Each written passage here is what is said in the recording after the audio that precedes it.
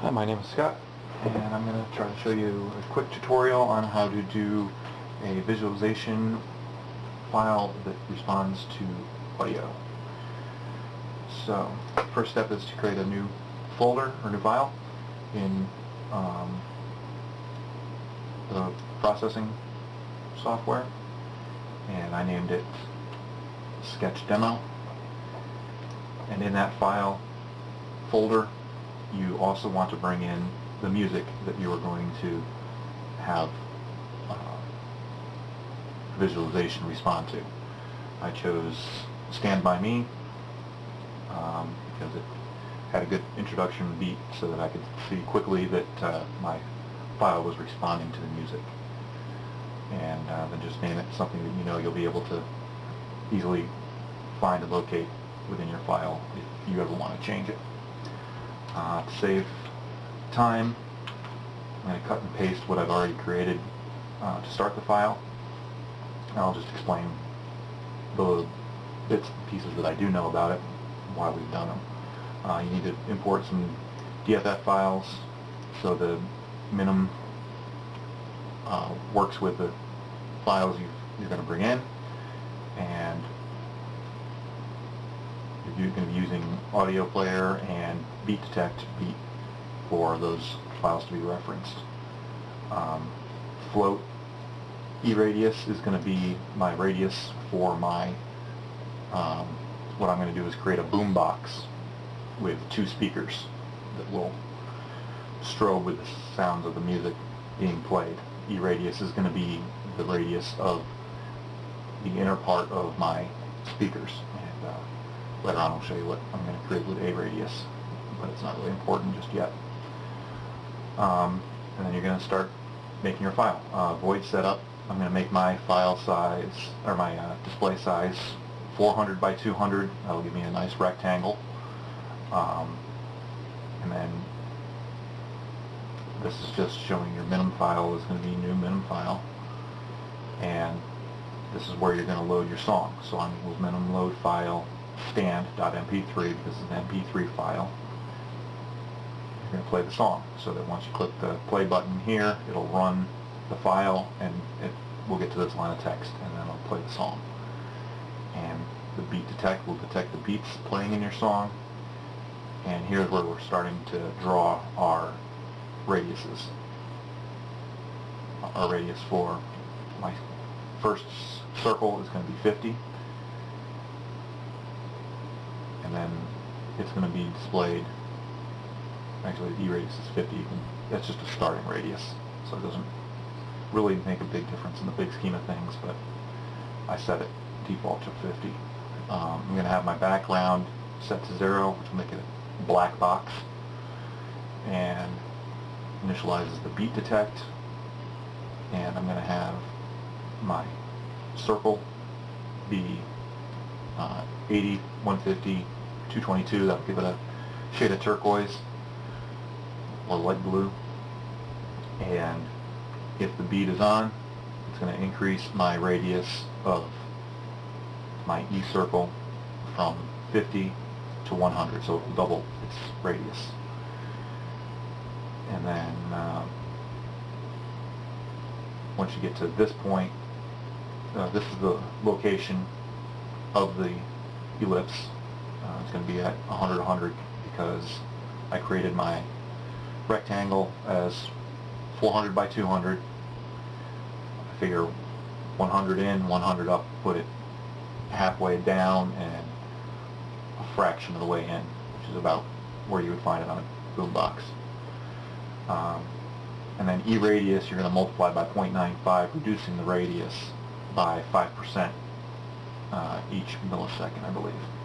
And then once the E-radius equals or goes below 50, we're going to stop it from decreasing in size anymore and make it stop at 50. So it'll always be 50 to 100. And it'll go up to 100 and it'll shrink back down to 50. And it'll go up to 100 and it'll shrink back down to 50. And then at the end of the file we're going to have to stop, the minimum file to stop, and then everything will stop. So I'll just play this here real quick and you can see what our results are.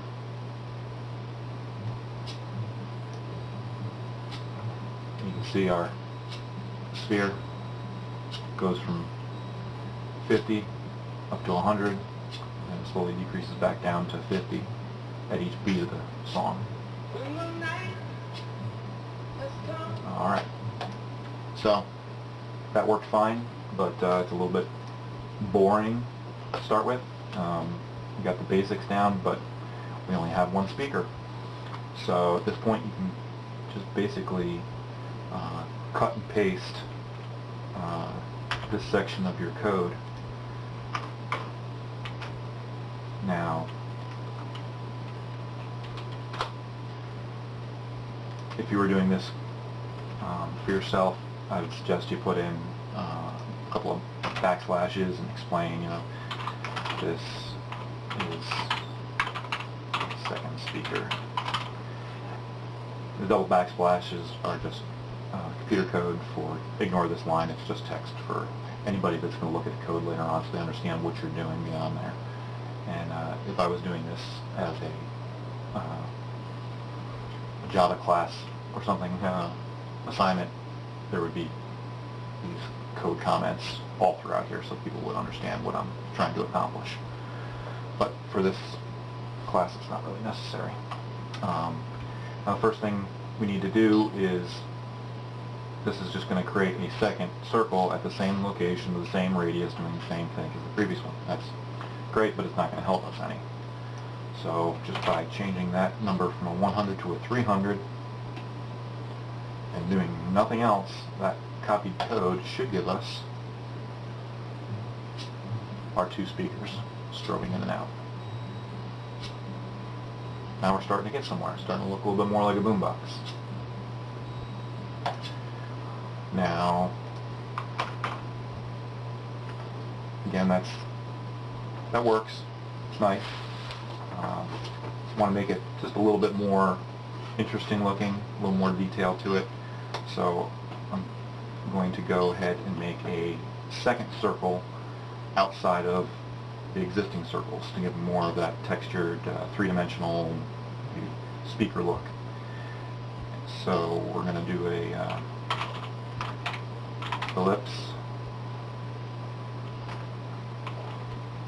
100, 100. Again, that's the same location as the first one. And this is A radius because this is going to be a different radius from our E radius, which is our first two speakers.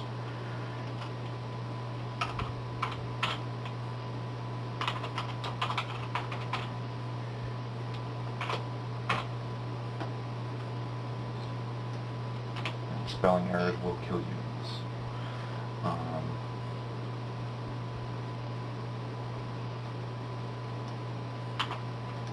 Copy that. We're going to make another one at this location, which is our same center point as our second speaker. So these are going to overlap our first two circles. And then we'll copy that. So our A radius will again decrease in size 5%. And then we'll copy this line of text again. And again change this to A radius. And we'll make this one a little bit bigger. We'll make this, say, 90. So if at any point it gets below 90, it should reset back to 90.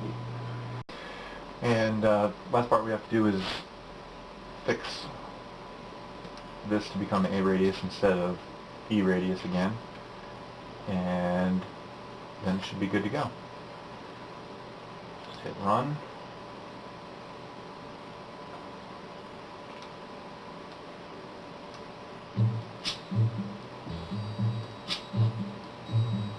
And there you go.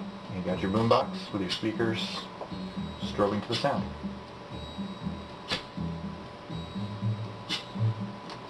I hope you learned something